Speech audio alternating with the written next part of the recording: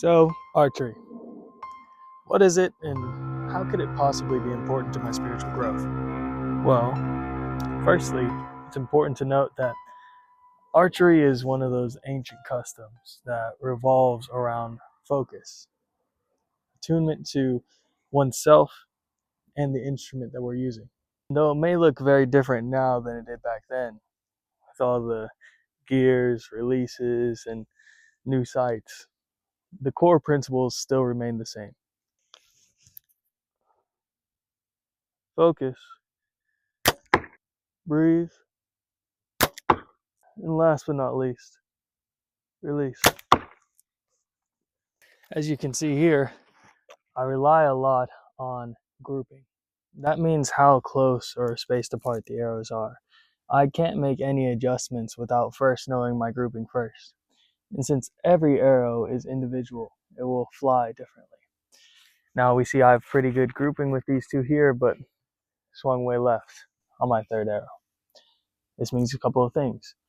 It means that my release might not be consistent, or it might mean that this arrow just flies a little differently than the rest. What's important to note here is consistency is key. And I think that this can evolve into our understandings of spirituality as well. If you want a skill, no matter how tough it is, you're going to need consistent practice to be able to make that skill a skill.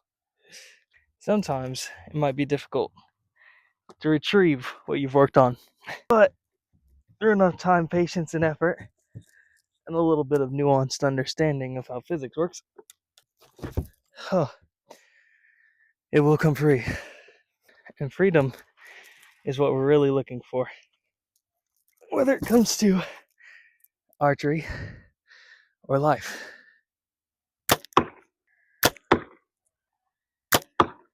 Now, as we can see here, the same arrow still strayed high and to the left.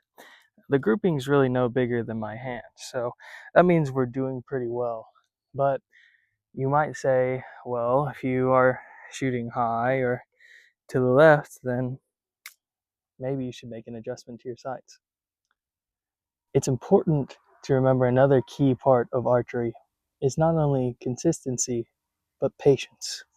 If I continue to shoot, aiming at the same spot every time, and the same problems continue to arise consistently, then that means it's time to make an adjustment. But some of us are so quick to make full tilt adjustments in our life whenever we've not had the patience to see whether our problems are really from the instruments that we're using, the systems that we've crafted, or if we just need more time to hone our craft. Archery does a great job of inviting stillness. I could blame this high arrow on a lot of things, but I believe that it's that I flinched right before I shot, which is a common mistake that a lot of us make. We get so excited about the outcome or the potential of where the arrow is going to go that our excitement at the last minute makes it go just a little bit off from the path in which it was intended. And I could be quick to blame that these arrows are different, but the better thing to do is internalize and look at myself. I hope you're still following. Now I want to look at something that has been much more frustrating for me than my archery journey. Blades. See, blades offer a new, challenging perspective. I don't get a shiny release like this to make sure that I'm nice and consistent, and my human errors definitely show through as much as they can. You might ask, if you're not as confident with the blades, and you're not as good with them, I probably stick 15% of the ones that I throw, and that's being generous. Then why do you enjoy them?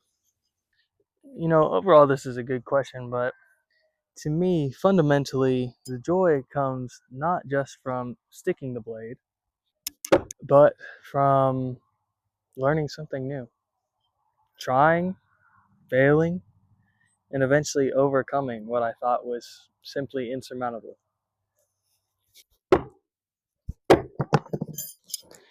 I think throwing blades offers a different type of lesson.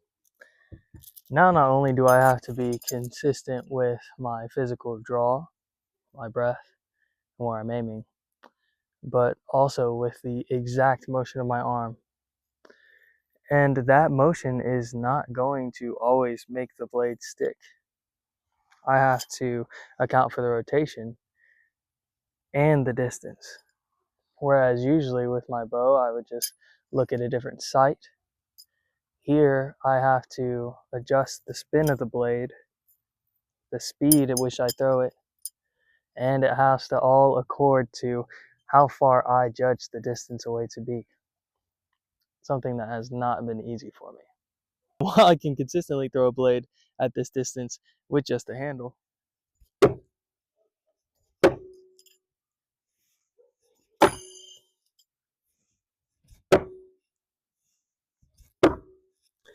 if I were to take even one step, all of a sudden throwing the blades from the handle would no longer cause the blade to stick because the rotation would be different.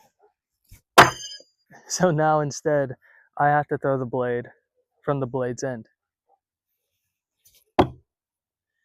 I have to completely turn the whole world of the blade upside down so that it'll still stick and hit its intended target, even though I just took one step away. Sometimes we're just one step away from where we want to be. And we think that our consistency and our hard work at this stage should result in the same level of success that we had at a stage before. But as we keep moving on, stakes rise. Challenges differ.